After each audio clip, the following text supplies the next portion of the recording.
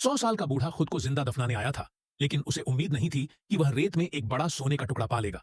वह उत्साह से अपनी आंखें फाड़कर देखने लगा और पागलों की तरह खुदाई जारी रखी।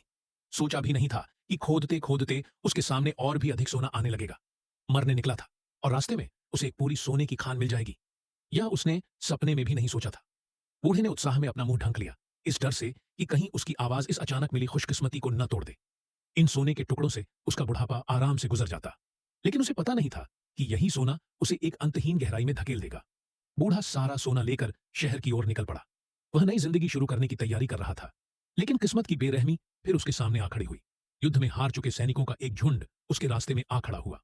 सोना देखते ही सैनिकों ने छीना झपट्टी शुरू कर दी।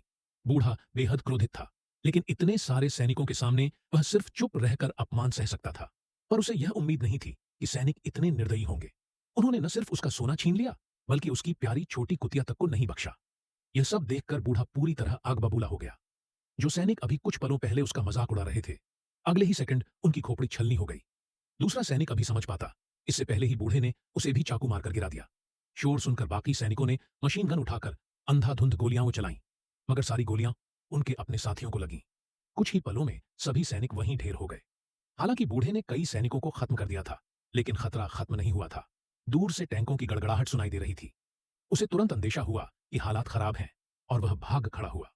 बूढ़े के भागते हुए दिशा में देखते हुए कमांडर ने पीछा करने की जल्दी नहीं की, क्योंकि वह जानता था कि आगे उनका लगाया हुआ बारूदी सुरंग क्षेत्र है।